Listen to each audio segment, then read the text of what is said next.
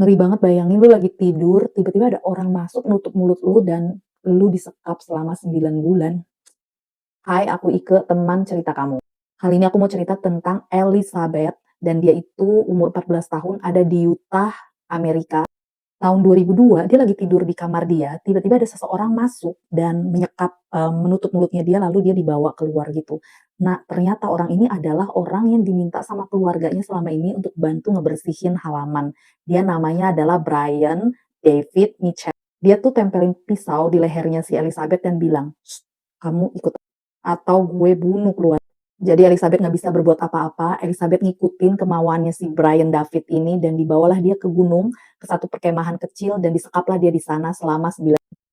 Jadi si Brian itu kayak rada-rada gitu ya, dia merasa dirinya adalah nabi dan dia disuruh Tuhan untuk membawa si Elizabeth, untuk diambil si Elizabeth itu. Si Elizabeth dikasih pakaian putih, udah gitu dikasih nama baru.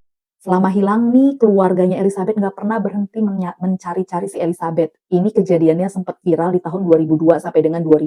Sebenarnya si Elizabeth ini pernah lah ya sekali-kali dibawa turun gunung gitu untuk ke supermarket kayak beli sesuatu, tapi karena selalu ditutupin kepalanya itu, dan waktu itu pernah tuh ada polisi yang curiga, cuman si Brian ini bilang kalau si Elizabeth ini adalah istrinya dan Elizabeth tuh nggak berani ngomong apa-apa.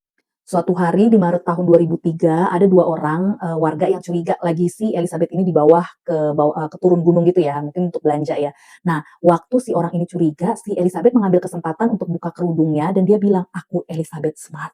Langsung heboh lah tuh Amerika denger nama itu yang udah dikirain menghilang gitu dan nggak pernah ditemuin ya. Akhirnya keluarganya happy banget karena akhirnya ada tanda-tanda kehidupan dari si Elizabeth. Penculiknya ini akhirnya ditangkap dan dijatuhi hukuman seumur hidup. Elizabeth akhirnya menjadi aktivis dan dia banyak ngomong ke publik. Kata dia gini, "Kalau kamu kehilangan harapan, ingatlah, aku kembali." Kalau kamu suka cerita-cerita kayak gini, silakan komen mau cerita seperti apa lagi untuk aku ceritain. Terima kasih udah nonton sampai akhir. Bye guys.